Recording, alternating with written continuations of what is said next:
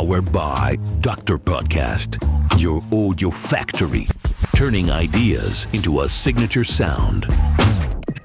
Today we are with Victoria Siddall. Victoria Siddall has been for many, many years creating the beginning of Frieze in England. You worked like 17, 18 years there at Frieze, so you have seen everything, right? Until you created Frieze Masters, and then you opened Frieze in Los Angeles, in New York, in Korea. You have seen all this. So my question is, can you tell us about what happened to you there and why did you leave? So I should say Frieze itself as a company began in the early 90s with the launch of Frieze magazine. So before it was a fair, it was a magazine for a long time. I joined in 2004, which was around the time, it was just after the first Frieze London. So the first fair was Frieze London in 2024. And that kind of followed this real kind of burst of energy in London around contemporary art that started with the opening of Tate Modern in the year 2000. And that really marked a kind of turning point for London as a city, as a kind of art market centre. And because it didn't have contemporary art market before. I mean, it was here, but I think there was a huge turnaround. It was basically the advent of the young British artists, that sort of generation of artists like, Damien Hirst and Tracy Emin and the Chapmans and Sarah Lucas, all coming out of art school in the 90s and just creating this fresh thinking and approach to art making, putting on their own exhibitions.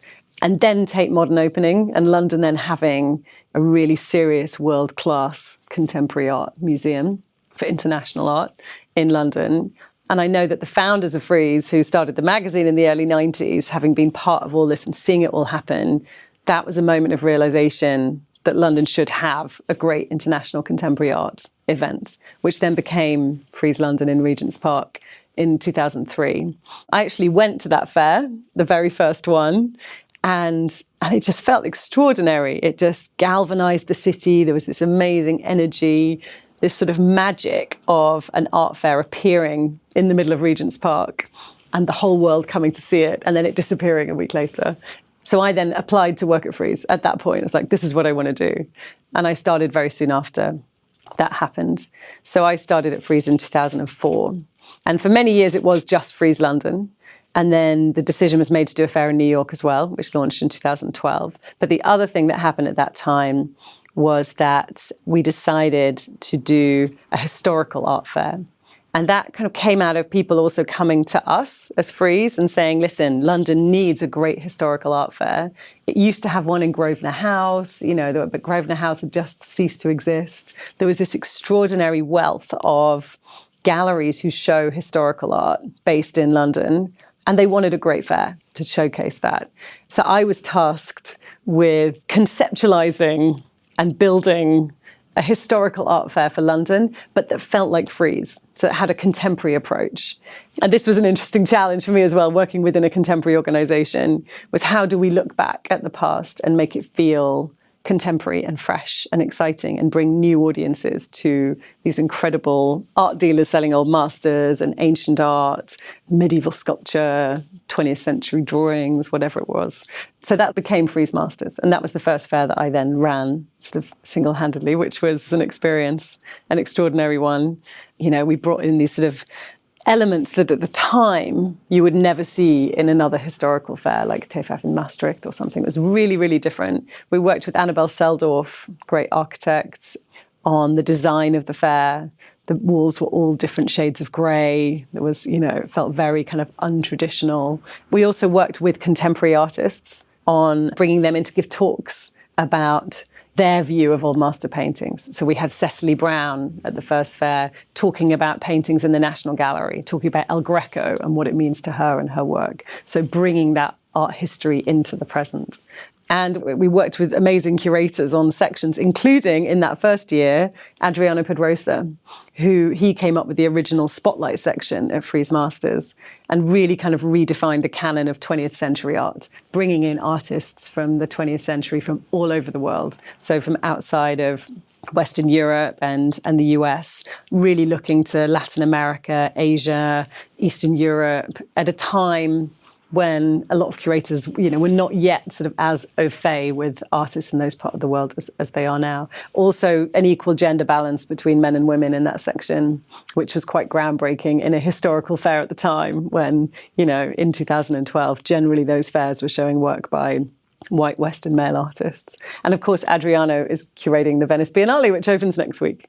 So I'm really excited to see the sort of threads from those early conversations. Frieze and Frieze Masters work together. They happen at the same time in London. Yeah, but they have different publics? Yes. Well, so the idea was as well to create crossover audiences between the two.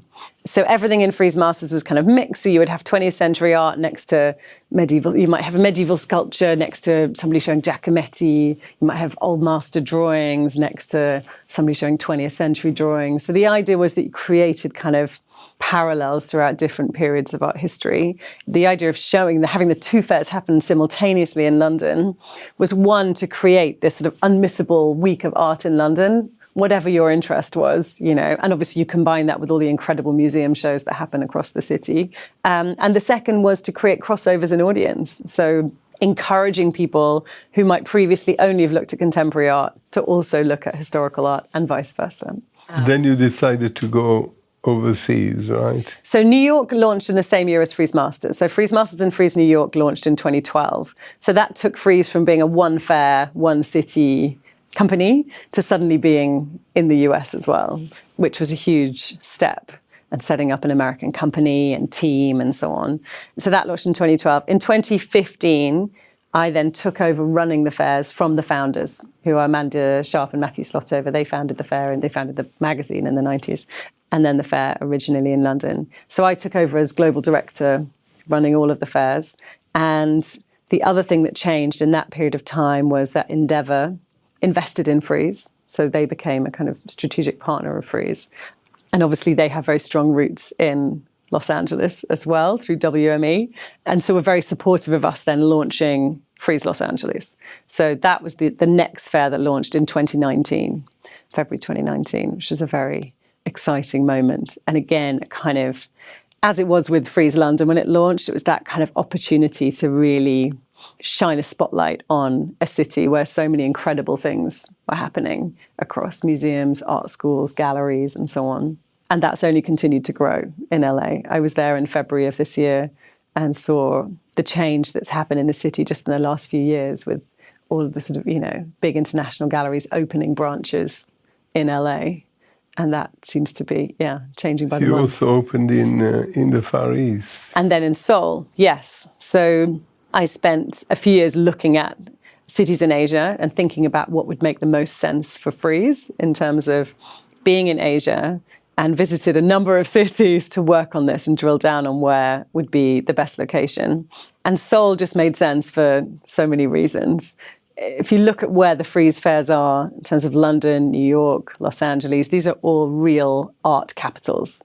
They're places with incredible museums, galleries, collectors, but real artist communities as well, great art schools. And Seoul has this really rich history of artists, of collectors, of hundreds of galleries there, private museums. It just has amazing energy as a city as well, creative energy. It's a place where people want to go, fantastic hotels and food and all the things that it has in common with London, New York and LA made it the obvious choice. So that launched in September 22, just post-COVID.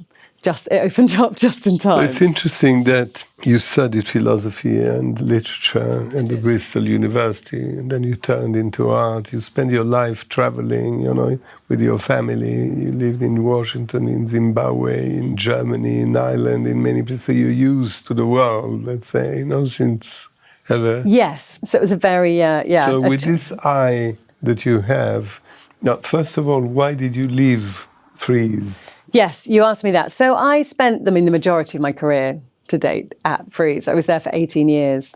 it was the most extraordinary experience and adventure. I wanted to do something different. And I guess, your point about my childhood, I spent my childhood moving around to different parts of the world, different countries, discovering new things. And I love doing new things. I love launching new fairs, for example. That's, the most exciting part of that role in many ways. And it felt time to move on to new things. But I did stay on the Frieze board. So the umbilical cord is still there. I didn't leave entirely. So I'm kind of non-executive director of Frieze now and have been for the last 2 years since I left. And since you left, before talking about the new ventures that you are in, how is your view of the art world today? You have experience in old masters, in contemporary art, modern art, all over the world. You certainly know many artists and obviously dealers, galleries, auctions. And what's happening now that you have an independent eye, in a way? How do you see what's going on in the art world? I mean, it's a time of change in the world in many ways. The art world, in some ways, responds to that, but in some ways, art and artists are often at the vanguard of change. They're often the ones that are seeing it first or campaigning for it first. And I think one of the great things about the art world is that it's not totally set in stone. It has a kind of levity. It can change and adapt. And what I hope is that the art world will continue to change in positive ways and lead the way for other industries, essentially. I think particularly the museum sector. I was talking to someone about this the other day. We gave a panel discussion about museums and sustainability, which is a topic I'm very involved in now. And it was called The Long View. And Nick Merriman, who's now CEO of English Heritage, but worked in museums for many years, he was saying the thing that's unique about museums is that they are mandated to take a long view. Politics comes in 3 to 5 year cycles. And so everything is done on this sort of short term, with this short term thinking. Whereas museums are thinking about, 50 years into the future, 100 years into the future. And I think that's something that's quite unique to the cultural sector and that makes it really interesting. And I think that we can, as an industry and as a sector, we can be thinking in the long term. Like, what does society need? Like, what changes can we make? But then there were several things that happened. First of all, for a while, the old masters were neglected by young collectors. There was this rush for contemporary artists, even unknown artists, and so on and so forth. And in the same time, we perceive all over the world that race, gender, these kind of things are more important nowadays. I mean, and some Western established artists are, I don't say frightened, but they are not anymore as in demand as they were before, because it has, exhibitions, museums and auctions now are interested in other things too, let's say, more and more, especially in the United States. So what do you think about that? I mean, look, as I said, when I was talking about even in 2012 with the launch of Frieze Masters, our aim was to sort of expand the canon and look back at maybe what we'd missed in an art world and an art market that was very focused on the Western view. That expansion and that looking beyond what's right in front of us just makes art more and more relevant and interesting. And yes, there has been a change in what, museums are showing and collecting, but essentially a lot of that is kind of retrospective rebalancing of the way things have always been. So, the art market is made to be progressive and to be changing and to not be sitting still. And I think that's one of the things that makes it interesting, is that it's not set in stone. It is something that's constantly shifting. The art market became different since Frieze or other shows, because it became much more popular. And there are many more people going to museums than countries like China or the Gulf countries, Korea or others who are building, in Africa, they're building new museums all the time. It's strange because the growing interest in museum and the shorter span of attention of people. How do you see that? And generally, prices they're more rising, yes. In the auction. I mean, there's two different things here in terms of museums and access to art and culture on a global scale.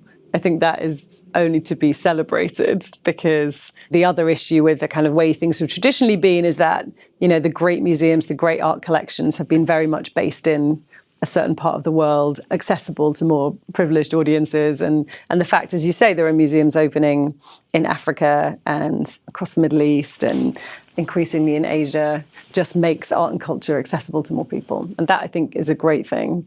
To your other point, I mean, was that more about the sort of politicization of what's shown in museums? As I said, I think museums they do have a role and responsibility to respond to the world around them, the societies around them.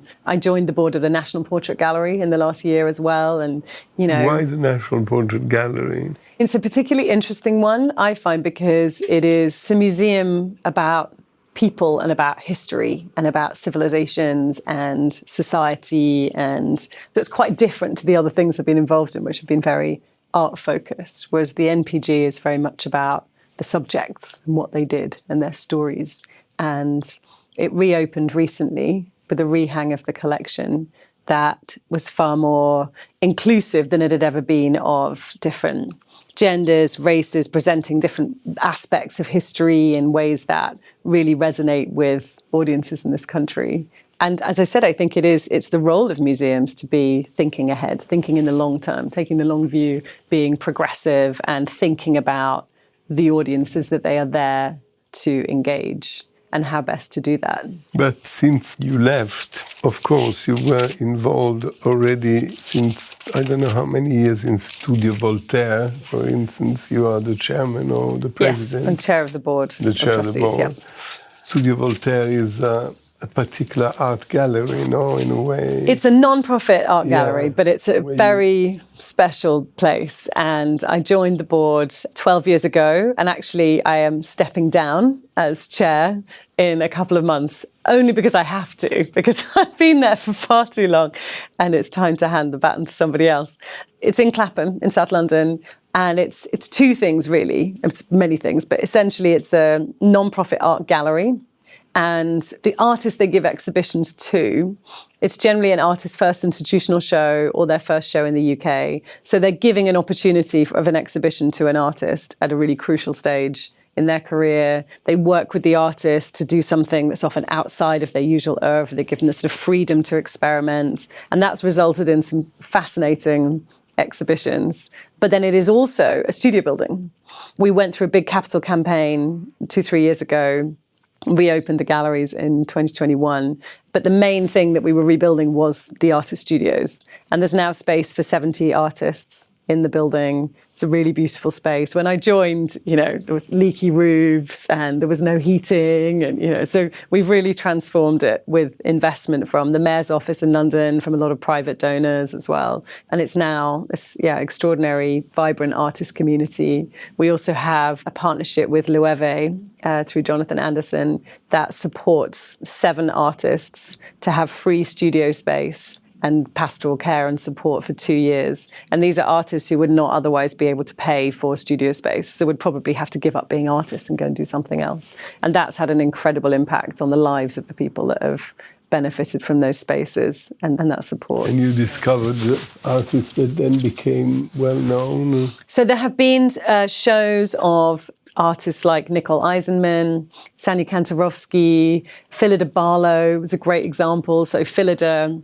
who was also known as being an incredible teacher and devoted most of her life and career to teaching at art schools. Joe Scotland, who is the director of Studio Voltaire, and his then co-director Sarah McCrory, went to visit Phillida in her studio at the time, and she hadn't had an exhibition for many, many years.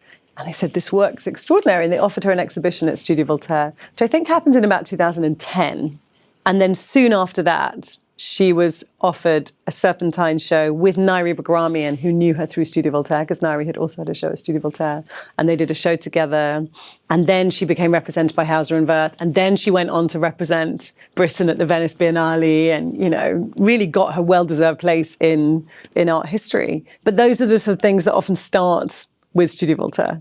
And she supported Studio Voltaire throughout her, her life. She sadly passed away last year, and really acknowledged the impact that they'd had. But then recently, keeping Studio Voltaire, being a consultant, in the board of Frieze, being in the board of the Portrait Gallery, you also joined a new thing, which is called Murmur. Yes. And that was founded by Caius Poson with £1 million.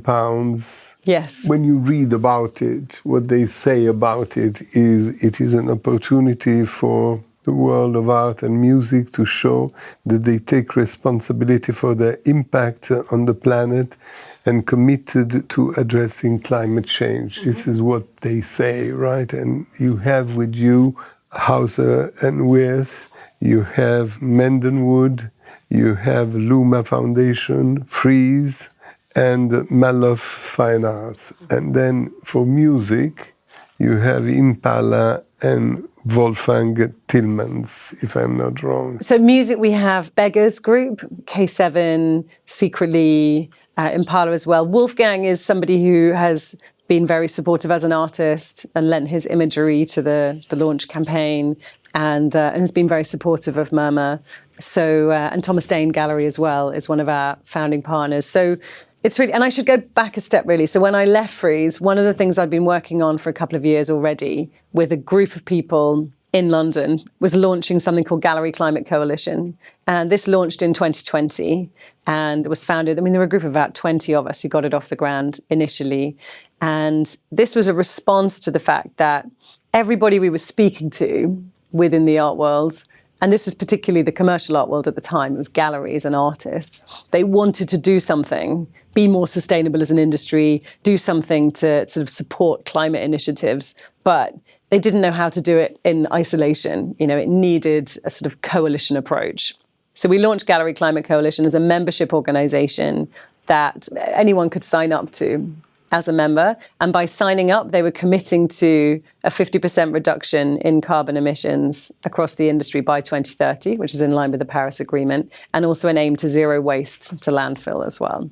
And very quickly, we had not only commercial galleries signing up, but a lot of museums as well, artists, art businesses. And now GCC, which is the shortened version, has 1,100 members in 40 countries. So there's been a huge kind of groundswell of activity of people kind of taking this responsibility, wanting to make this change and joining this sort of coalition towards this goal. Christie's and Sotheby's are members, Frieze in Basel, museums like Tate, MoMA, LACMA, M+ in Hong Kong, all the big galleries around the world, many artists as well. So that's been really kind of... So why the need of creating Murmur? Well, I'm going to come on to this because Murmur has just launched. And the reason when I talked to Caius about Murmur, I was very excited about it, was, so Gallery Climate Coalition, I'm one of the co-founders and a trustee of GCC, which is a charity as well. But one of the things that Gallery Climate Coalition recommends to members, firstly, they do a carbon audit to measure their emissions, and then they commit to these reduction targets, but also that they pay strategic climate funds. This is essentially an alternative to offsetting. Offsetting is kind of problematic for lots of reasons. It gives the kind of mindset that you can just put some money into something and it cancels out your emissions, which isn't really true. But there is still a need for businesses to take responsibility and say, look, we know we have an impact on the planet, and put money into two things really. One is industry solutions, like helping the industry that they're in to be more sustainable, but also putting money into the most impactful climate charities and solutions. So when I met Caius, and we met through a charity called Client Earth, which is this incredible environmental, they're lawyers essentially, they're environmental lawyers, and they hold governments and big businesses to account on climate, and they're incredibly effective. Caius has helped raise money for them through the music industry. I was involved in an auction series that I organised with Thomas Dane to benefit Client Earth over the course of a year. And we had donations of works from Cecily Brown, Rashid Johnson, Anthony Gormley, Beatrice Miliazes and Nanzing. And we raised $6.5 million for Client Earth over the course of a year, which made me realise the impact that the art world could have on this issue. That was a combination of the generosity of artists and galleries, collectors buying these works, but also the profile that raised of the charity has been so meaningful for them and has helped them do extraordinary things, including open their first office in the US. So all of that together helped me see the impact that we could have through raising funds for climate initiatives. Caius and actually Matthew Slotover as well, who's one of the Frieze founders, they came up with this concept of Murmur, which is a shared climate fund for businesses in the art and music industries who've done their carbon audit, they've committed to reducing their emissions. The idea is the businesses or organizations then make an annual financial contribution into this shared fund, which is Murmur, and we have expert advisory boards who grant that money out to the most impactful climate initiatives. And those could be industry solutions, so initiatives that remove the barriers to the art and music industries decarbonising. They can be the things that the organisations who are really changing the world, essentially, who are like the great charities and NGOs tackling the climate crisis at the front line.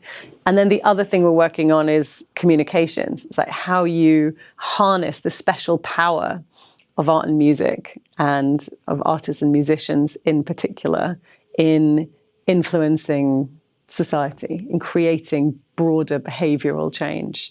I mean, the real impact is to reduce that companies or reduce their own carbon emission, right? This is the point. Exactly. That's ultimately where all of this is. What kind of industries? For instance, what is the Frieze or concert? This kind of thing. Yeah. We did our first carbon audit in, I think, 2009 or 10. It was quite early.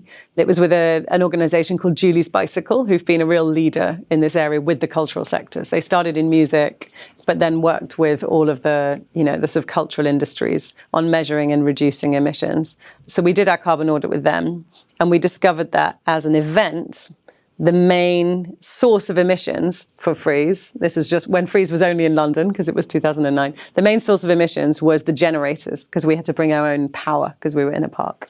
And something like 60% of the emissions of the entire event were coming from these generators. So the advice we were given was, well, if you can stop using diesel and start using a sort of biofuel, like a sort of green fuel, that will reduce your emissions. And we tried a few, the right thing didn't exist at the time, actually. And it was much more recently, actually. I think it was in 2019 that a new product came on the market called Green D, which is a biofuel. It's usually kind of recycled vegetable oil or something. And we switched to that. And that reduced the emissions from our generators by 97% or something. It was huge, like a huge change. But we would never have known that if we hadn't done the measuring in the first place, because we wouldn't have known what the main source of our emissions was. So what do you do with Murmur? You raise money. Yes. But then what do? You pay specialists to measure? No. So we have... how do you exert your influence on that?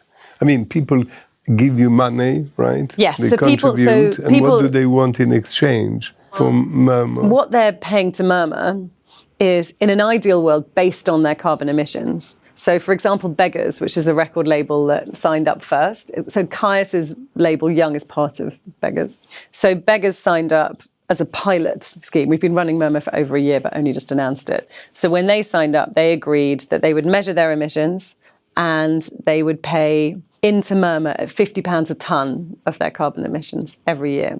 And so they paid that amount into Murmur. And then, as I said, we have advisory boards who then grant that money out on their behalf. But the idea is that it's industry leaders coming together from art and music, coming together to talk about what are the most effective ways to spend this pool of money that they've all contributed. The advisory boards they're doing it voluntarily. So we're not paying the specialists. The money all gets granted out to charities, basically. So it goes to climate charities, both within the sectors and in the wider world as well. So, as I said, it's kind of viable alternative to offsetting, but one that unites the industries and brings them together to explore solutions and then make sure those solutions get funded. And you're trying to create influence, right? As well, Or at least awareness. Exactly, yeah.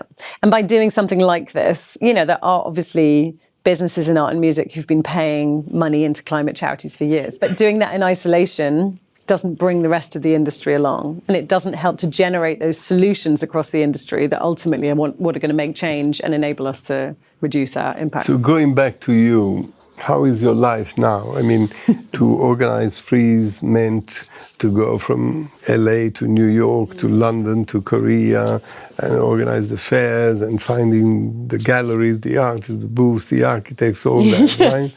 So it was a full-time Very much. one job. I mean, one job with many different issues, but one job. How do you position yourself? Because I can see charity vis-a-vis this sustainability problem and fighting for awareness on climate change and what can be done to reduce carbon and so on and so forth. Then you are in the portrait gallery, so you are aware of a national museum and what's going on. And then you keep on having an eye, or even if you resign, on Studio Voltaire, which is helping unknown or neglected artists to go on and keep on showing or having places where they can work and so on and so forth. Yeah.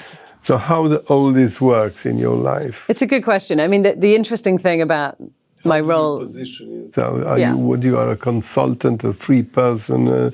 What is your job now, ultimately? It's a good question and not an easy one to define. But the interesting thing for me about my role at Frieze was the breadth and diversity of it. I was keen to continue that sort of pace of lifestyle and work and also just being involved in things that I really care about. So you've mentioned quite a few of them already. I'm the Founding Director of Murmur, one of the co-founders and trustee of Gallery Climate Coalition. I also work with Tate as well. It's the 25th anniversary of Tate Modern next year, so a really big moment. I think Tate is really... What are you doing there? An extraordinary institution, but critical for London as well. It's so important that I mentioned the opening of Tate Modern and what that meant for London and what it still means today. So I'm working with Maria Basha, with the director there, on things we're not quite ready to talk about yet, but that it's sort of, it's, as I said, looking ahead to that 25th anniversary and just how we kind of really celebrate and cement Tate's position as a kind of leading global institution for the future. I work with Avantart as well. I know you interviewed Mazdak, and I advise them on institutional partnerships. So when I originally came across Avantart, I saw this sort of, potential there for this incredible audience of young collectors that they've built to potentially engage with museums and non-profits. And so I worked with them on fundraising editions. So, for example, we launched one with Elizabeth Peyton to benefit the National Portrait Gallery when it reopened last year with Avantart. And then they've also done a couple recently that have been hugely impactful for museums, for example, with George Condo to raise money for Dia. And actually just last week, they launched an edition with Ed Ruscha to coincide with his show at LACMA and to raise money for the museum. So that I find exciting because it's sort of engaging a new generation of collectors in supporting museums and non-profits, which is going to be essential for the future. Also a new generation of people involved. Absolutely, yeah. The Pink Chaos or... Yeah, so I think we need to... It's a moment where it's essential to kind of rethink philanthropy in this country in particular, because the Arts Council reduced funding in London to take more money to institutions outside of London, which of course I don't think anyone would disagree with giving more money to cities outside of London, but it has meant that for many institutions within London, they've been left with a funding deficit. In real terms, government funding is potentially worth less than it was before because costs have gone up so much, staffing costs have gone up, everything's got more expensive. And so it just becomes crucial to rethink how we fund museums, charities, and keep that sector really at the forefront. And as world leaders, which you said at the beginning of our conversation, you said that you entered into Frieze in the moment where Frieze, from being an avant-garde or whatever magazine, turned into a reality, this exhibition, this big tent in the middle of Regent Park. And you said this was the beginning of a kind of a revolution for London, for England, right? That suddenly London, who was a sleeping city on that field of contemporary art, became one of the biggest centers, right? And there was a lot of attention. They created Tate Modern, as you said, and so on and so forth. Now, many things happened since, including Brexit, including COVID, including the fact that now they are sending away the non-DOMs, or they will in the very short time. So all this probably has created, and many banking companies went out of England. So what is the future? As you say, we perceive, especially museums, look at the future and so on and so forth. What happens in London today? Where is London today? compared to that beginning, the adventure you had with Frieze? Are we starting a new world here in London? Is it stagnating? Is it how does it work? And especially because you said Los Angeles, Seoul. I mean, there are others, not only because of Brexit, but there are Seoul, Los Angeles, Africa, and maybe it will open to other countries. Yeah, I mean, it's definitely those things combined that you've described. They've definitely created a need for innovation. And that's what I'm interested in. It's like, how do we address this sort of new landscape that we find ourselves in and make sure that our institutions and our artists thrive and that London remains as a place where artists choose to live and work? Because that's really what makes London feel special. And that's also why there is this incredible art scene here of galleries and non-profits and, just interesting things happening every day, is because it's an artist city. And I've seen the mayor's office invest in this. As I said, they were the first people that stood up and invested in Studio Voltaire, creating this new studio building for 70 artists, because they see the importance of keeping artists in London, because they're really at the heart of everything else. So the investment there is really critical, and there has to be government investment in this, but we also have to innovate and find new ways of making these things happen. In terms of London itself, I think... When you talk about government, one of the elements of success in the United States, for instance, is that government there is no government. Everything is much more private in museums and institutions than it is in Europe or in the UK. I mean, you have similar fiscal advantages to the United States, but still here the government is very present. There are many national or local museums who are not private vis-à-vis the United States. So what you try to say is that these governments have less money, right, to give to the art world, and therefore the private has to move on more.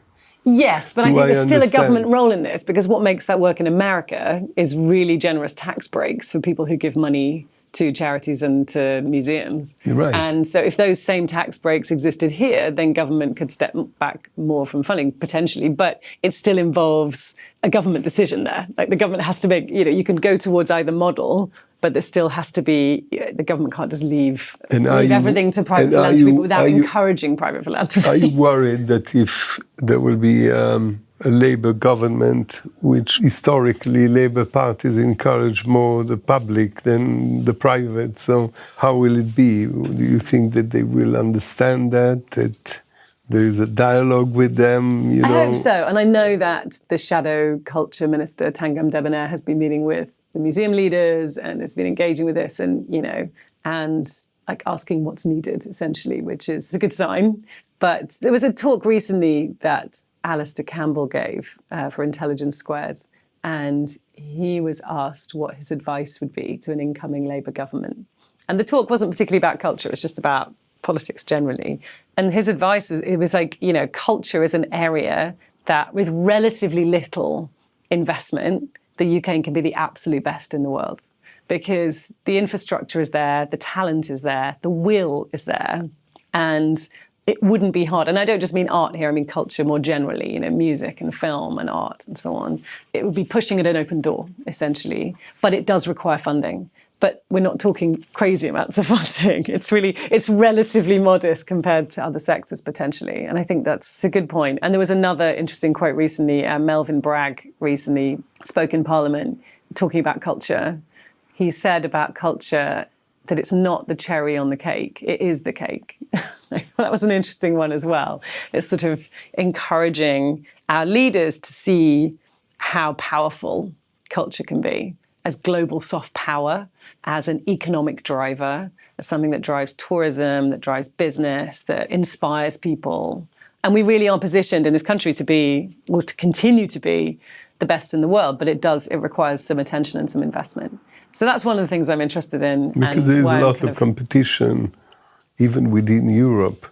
There are new cities coming up in Germany, in Italy, in Spain, and Paris who seemed to be sleeping, is back again, and other things like this. And there are lots of foundations. And absolutely. But I think that's great. I don't think this is an either-or situation. Paris sort of getting more and more interesting as a cultural centre doesn't diminish London. It doesn't take away from what's happening elsewhere necessarily. It just means, as I said earlier, it just means there's more going on in the world, engaging more audiences. You said that London will still be London, whatever government there will be, whatever movements and changes.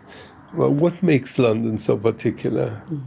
I mean, one of the things that makes London special and always has led to the extraordinary cultural scene here that we have in terms of art and culture more broadly, is the fact that it's an incredibly multicultural city and is a sort of an example of the success that can breed, essentially, by having, people from all different cultures, religions, races, living side by side in an incredibly vibrant and successful city. And that's what makes it appealing for many people to come to. And that does still feel the case even after Brexit.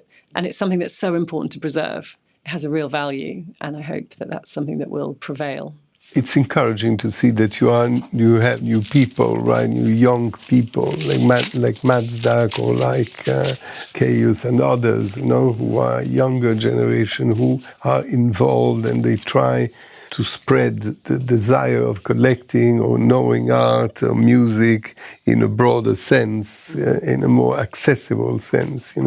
The feeling we have is that art is only a financial elite, the people, so the vast number of people who cannot access that, and instead the young people want that other young people could have access, right? Yeah, absolutely. So and we've seen that in music a lot. This is a very interesting new thing, right? If I understand well. But when COVID came, then people said after COVID, nothing will be the same, right?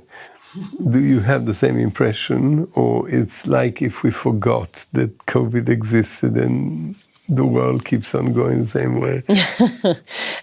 I think COVID is, I'm sure we all kind of have internalized some experience of that. And I think particularly younger generations, that won't be easily forgotten, even if it's not at the front of our minds at all times. I think it did change some things. It changed certainly how business is done in many ways, I think. The sort of realization that actually we don't all have to be in the same place all the time. Perhaps it changed people's priorities as well, to a certain extent. But I think to your point about as if the younger generation, and I guess this has been the case throughout history, but they're obviously the ones who are who are changing things. And there's a power in being young because, you have your whole life ahead of you, but you also have that, revolutionary spirit, perhaps. I spoke to a group of young people recently who are part of the new curators cohort that Mark Godfrey set up, which is a really interesting program to diversify the pipeline of people coming into the museum sector and give opportunities to people who might not be able to, pay to go to an expensive curating course or art school, and give them really hands-on experience. So it's a group of, I think, 10 or 12 young people. And I spoke with them about Gallery Climate Coalition and Murmur and sustainability. And they were just so engaged and so informed. It was just a given that this was something they care about and that they were going to integrate into their practice and into their work and into their lives. I came away from that feeling really invigorated and inspired and relieved in some senses, because I was like, this generation is going to do so much good for the world. This generation will also have to deal in a stronger way, obviously, with artificial intelligence. Yes.